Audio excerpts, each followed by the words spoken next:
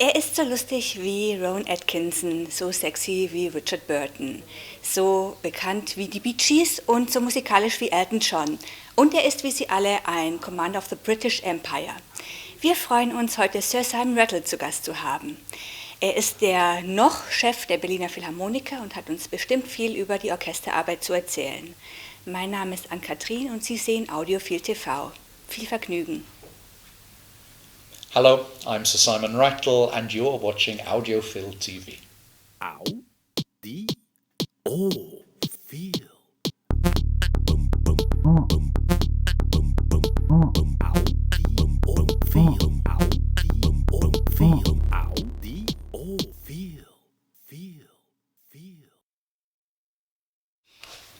I'm so pleased to meet you today and have the opportunity to talk to you. I waited 5 years or 6 years I'm for sorry. the interview. No problem. So finally we are here. Is Rattle a stage name? Good Lord, would anybody choose Rattle as a stage name? I remember when I was a kid at school, and I was at one of those old-fashioned schools where you were called by your surname, and I learnt the legal term that you could actually change your name by deed poll. And I asked my parents, could I change my name by deed poll to anything other than Rattle? And unsurprisingly, they were both very hurt. Okay. Although my mother said to me later, but of course, I mean, it's a ridiculous name, but I love your father. So, no, but you can't. If you had a stage name, you would choose something much more glamorous than Rattle. But it's like being determined that you have become a drummer because you started playing the drums. Sure. Yeah, little did I know. So rattle, drum, sound. Yeah, perfect, but it's still not glamorous. But at least, people don't forget it, at least. That's good. And there's also this album from you too, Rattle and Hum. So Yes, of course, and there's Shake, Rattle and Roll, and you name it. But do you think you would have also been able to have a career or such a successful career as a drummer as you have now as a conductor? Look, I don't know. I loved being a percussionist. It would be a very different type of life. But who knows what I would have done? Sometimes I miss the sensation of actually making the sound. I mean, it's why it's nice occasionally to be able to play a little bit, to play some piano. Once or twice the orchestra have let me play in a rehearsal in the percussion section here. And it's great to play. But once you get the conducting bug, it's hard to do anything else. It is a kind of virus from which you don't recover. Okay, I hope you will never recover from it. But me too. I mean, the sensation of being in the middle of the music like that is like nothing else. But does playing the drums or percussion rather feel like creating something than conducting an orchestra, or do you have the impression? I think in some ways as a conductor, even though you're not making the sound, you can be more creative because you can. It's not to say that a percussionist can't change the course of a performance. Sometimes we can do that easily. But as a conductor, you're dealing with the real stuff in the center of the music. And of course, it does feel like a creative process, this fact of being something through which the music passes, even if you haven't created it yourself.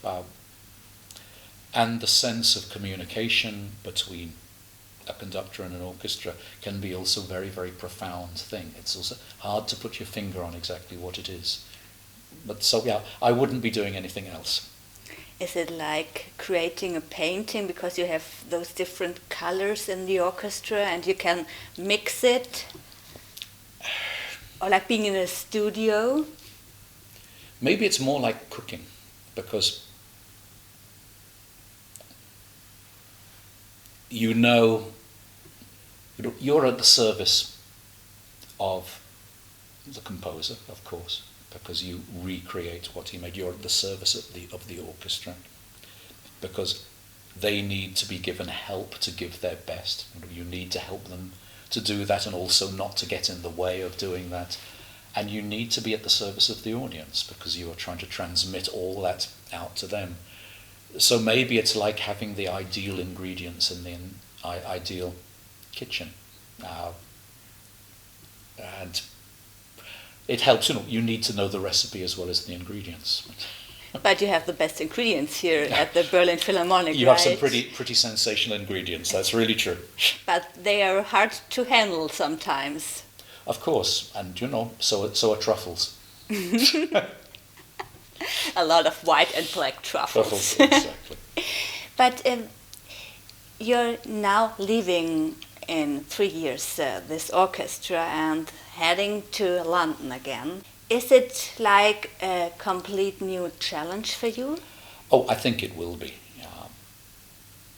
The time here has been really extraordinary, and 16 years is a long time in a time where people don't stay so long with orchestras, and it's a good thing. I think it will be a wonderful thing for them to have someone else running them, and to have a new adventure. And I will come back here often as a guest, and indeed we stay living here in Berlin because the whole family loves it.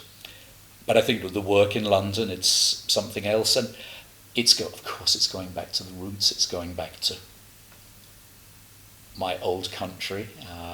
After so many years, most of this century, I've been living outside of the UK, and actually to go back there and work it feels right. Simply, it's going back to the roots and trying to give what I can give for my last big job. It's a wonderful orchestra. I've known many of them for years and years, or I've worked with their children, or we studied together, or we used to go drinking together in North London, or whatever. There's a lot of history. There's nothing really for us to prove to each other. We can just make beautiful music, and I think it'll be a very, very exciting time. London's a tough environment. They have to work so hard. I mean, I think if the Berlin Philharmonic did the London Symphony Orchestra's schedule for a month, they'd all be in hospital.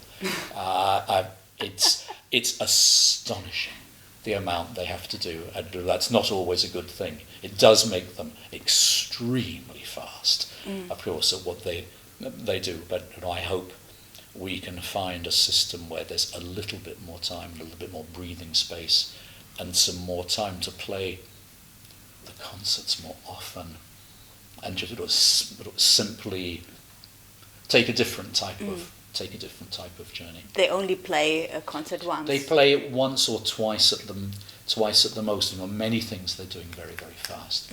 And the part of the joy of being here is that now we do basically all the concerts 3 times, sometimes 4, and you get something else.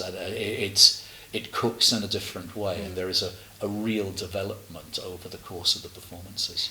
Does it maybe also reflect the city, because London is very fast, quick, moving city, and Berlin is rather. Well, I mean, for a German city, Berlin moves pretty fast. Okay. And I think London is a different thing. Because I haven't been living there for so many years. I go to the centre of London, and I think I've got stuck in a crowded lift because there are so many people going so far. You simply forget. Berlin is incredibly alive. That's why so many British artists in all fields are flocking here to live and work. So I wouldn't. This is not a stately city. This is a big, tough, rough, Wild West city, but maybe it doesn't move at the pace of London. There's not such a knife edge in that way, and of course it helps in a way that it is the culture city. This is what Berlin is famous for. The politicians, they all come to concerts here. In England, often a lot of the politicians are ashamed or frightened to be seen at classical music, in case people think it's too elitist, or it's the wrong art form for them to choose, or Okay. whatever. There is a huge support for culture, and particularly in Berlin. And as Overright said, we're poor but we're sexy, and and despite the financial difficulties, I have to say they really looked after their cultural institutions. Do you feel supported? Yeah, you do. I mean, it is not always easy, of course, but yes, you do feel supported because you have the feeling that it is of a profound importance here. I mean, in London, you have to shout more to get your voice heard. I hope you have a good voice, a loud voice. Oh, well, conductors often, you end up with a loud... My kids always say, why do you speak so loud? I say, because I have to get over 100 big personalities. But in London, what's extraordinary is what fantastic work is being done on so little support and so little money and so much exhaustion. So we see what we can do, but it's another great orchestra. It's a different type of orchestra from here, and I'm really looking forward to it. Because if people who are not so firm with classical music, they say, well, you have this orchestra, there's another orchestra. Which are the differences between? Look, I think it's like there are a few really great wines in the world, and they all taste totally different. You wouldn't want to be without any of them. It was fascinating hearing the London Symphony Orchestra play here in the Musikfest about this time last year with John Eliot Gardner, playing Mendelssohn standing up without vibrato. I mean, as different a kind of sound as you could imagine from the Berlin Philharmonic, but still absolutely thrilling in another way. And that's also fascinating as a conductor, because you have obviously your own idea of a piece, but it comes through different musicians and it's refracted in another way, and then suddenly you have something very, very different. It's fascinating. But do you adapt to the orchestra, or do you want the orchestra be adapted to your ideas? It's both. It's both. But if you try to control the orchestra, if you have an idea in your mind, and this is the sound it must be and only this, then you can tense the music out of existence, if that's an English phrase, I'm not even sure. That you can stop the music from living and breathing. And you have to remember as a conductor that they play. The orchestra play. You can have an enormous effect on it. Hopefully you don't make it worse, hopefully you make some of it better, but they play. So it's a matter of both sides adapting to each other. And when it works at its best, you have no idea really who's making it happen. When the ideal moment is where it combusts, and there it is, and somehow it couldn't be any other way. So will you do another repertoire with the London? It's interesting because I think as a chief conductor you need to do a really wide range of repertoire anyway. But there are conductors who are only doing their own stuff, or their... It's true. I mean, I've never been one of those because, I mean, of course I have some blind spots in music, things I like less than others, but I was always interested in Baroque music. Since an early teenager, I've always been interested in new music. Not that much Tchaikovsky. Not that much Tchaikovsky, although I don't know, some of it I love, and I often love to hear it. Who knows? I mean, there's lots of time for so many things. I think they're very, very flexible in London. There will be areas. I'll do, of course, a lot of British music that I haven't done, but that I haven't done here. But I think it'll be a wide range. It'll be a wide-ranging repertoire. I've done a lot of Schumann here, and actually the LSO has played relatively little Schumann, and they're thrilled to play it. But we can mix everything together.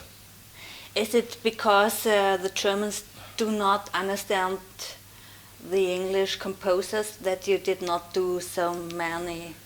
Oh, I think you would Here? find the orchestra would say, "Oh, Simon did a lot of British music here," but it's you don't want to push it too far, and obviously it's terribly important. When you're here to play Jörg Widmann and Helmut Lachenmann and other also great German composers, and look, it's a big world out there, and there's many different types of music. I mean, one of the things I'm looking forward to is for this next 3 years, I've commissioned a lot of small pieces, 16 small pieces, which I've called tapas, because they're about tapas size, between 5 and 7 minutes, and 16 composers as different as you could possibly imagine, from the age of early 30s to, in the case of Betsy Jolas, 90 this year, and just said, do whatever you like.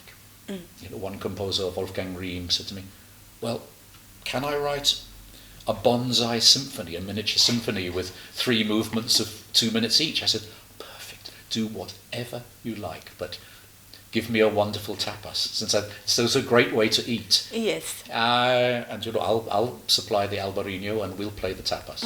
It's very tasty. Exactly. So it can be fascinating to also have little short bursts of what's new. And sometimes you can make like a little tapas meal out of them, play a few of them. They're wonderful to take on tour. And it will be, I think it'll be a great adventure. And if people want more, they can get more, and Exactly. then listen to the whole oeuvre of Helmut Lachenmann or Exactly. Wolfgang Riem or...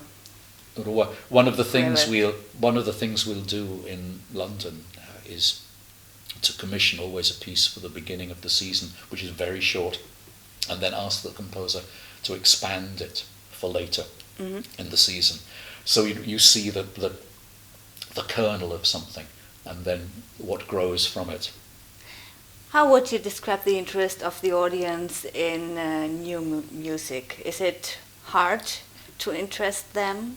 It depends. I mean, I think in Berlin it often seems like it's a different audience. There's an enormous audience for new music, but maybe it's not always the normal Philharmonic subscribers. But I think, as an audience, they're very curious. They're often very open. And I think maybe at the beginning of my time, we lost some people who didn't want to explore, and we gained more people who did. But the thing in Berlin, there's so much music at such a high standard. You can always find what you want. Yeah. But why are you then doing recordings of Sibelius? In autumn, this will be a Schubert cycle. Why don't you do recordings of new pieces or new work with the Berlin Philharmonic? Well, look, I mean, of course we are doing it, and everything is recorded on the Digital Concert Hall, which is the main platform. This new CD recording idea from the orchestra is another thing, because they simply want to be able to put out some of the performances we have done in a more permanent form. I mean, it came, of course it was always at the back of our mind, but it came because so many people wanted the Matthew Passion that we did in this semi-stage version. There were so many people, they said, well, of course we can go to it on the Digital Concert Hall, but we would like to own this. In a modern world, what is a recording? Everything we do is recorded, and the wonderful thing is all these new pieces will be recorded, and they will be there to be seen. And it's possible that the orchestra may release a whole bunch of them together, for instance. But of course, it's absolutely at the start of its life, and it's hardly a commercial proposition as it is. And so the orchestra members who are running have to start off with some kind of reality. For them, they say, even Sibelius Symphony Cycle is scary. But is it live recordings for the Beethoven cycle? Yeah, they are. Look, yes, they are live performances, and of course there'll be the possibility to clear up some of the car crashes. There's always. You don't have a metro going. No, but there's always at least a patch session where mistakes or problems you don't want to hear can be ironed out. But basically, we made the decision that the orchestra tends to play better live, and that there are so many wonderful performances of Beethoven symphonies, and where everything is absolutely correct, whatever that means. In a way, you don't need that, and in a way, sometimes Beethoven's better with some rough edges. So hopefully, you get at least the communication of a live performance. So this could be a new idea, because there are thousands of recordings of Beethoven which are perfect. So we do something unperfect now. Yeah, look, we're not going to try to screw up. Let's say that. But he's a man of rough edges. I mean, he was unruly. The danger is that also we can tame him, or try to tame him, and that's also not the answer. So we see what happens. It's a snapshot at a time of our journey. Tapas, snapshot tapas, that fits. It's a bigger scale. But do you know what I'm waiting for? I'm waiting for a recording from Sir Simon Rattle for children. Because you do so many education programs, and or maybe for children who suffer from autism, because I know that your sister does. It's trying to find what is the right thing to do. I mean, in some ways, I think what's important is the work directly with children, rather than recordings, rather than this. We tell you. I mean, what's been important to us has been that many thousands of children over the last 13 years who've been touched by the whole education process, and the hundreds now who are involved in our singing program, of actually them doing it. I'm not a great fan of children's concerts. I'm a great fan of children performing and being part of it actively. But didn't you enjoy as a child listening to, let's say, Vivaldi or Peter and the Wolf? I remember I sat at this record player and listened to the records over and over again. Sure, but you don't need necessarily me for that. Kids but have you're funny, so. Kids have so many ways to get through to music, and including through what we do. It was, and another Peter and the Wolf. There are so many. I think given the time we have, it's more important to be actually getting the kids to have their own creativity, and they can listen to anything. They can go onto YouTube, they can go onto Spotify, they can do whatever all these different means are of getting music. It's around us all the time, and it's different since my youth, and even since your youth. It's changed so much. That's fantastic. It's around everywhere. They can just get it. They can go onto their computer. I see my kids going and finding their stuff all on YouTube. What is the difference? We'll be actually working directly with young people, as we're doing absolutely constantly here. So you will also proceed this in London? Yeah. Well, this is, in a way, maybe the British almost invented this. I mean, that whole idea that orchestras must be part of the community and must be dealing at every level started in England, and people still go from all over the world there to study what it was. We recently had a big project which was done. It was called in English The Monster in the Maze, the Minotaur myth, and it was for professional musicians, young musicians, little kids, adults, actors, you name it. And it was done in 3 cities, in Berlin, London and Aix-en-Provence. And so powerful to see all these different groups of people together. First of all, Berlin Philharmonic players, and then youth orchestra players working together. But kids of all ages, a big teenage choir working together, but an adult choir as the parents of all these kids being sent off to the Minotaur. Simon Halsey. But also in London, for instance, there were quite a number of refugees singing in the chorus. And this whole story of being sent away and not knowing what comes, it having made such a profound impact. And I just think this thing of going directly to people and having people involved creatively is, of course, wonderful to make CDs for kids or whatever. But where are all the CD shops? It's now all going to be available. When I go to New York and you see Tower Records is not there and Blockbuster Videos is not there, it means the world has changed.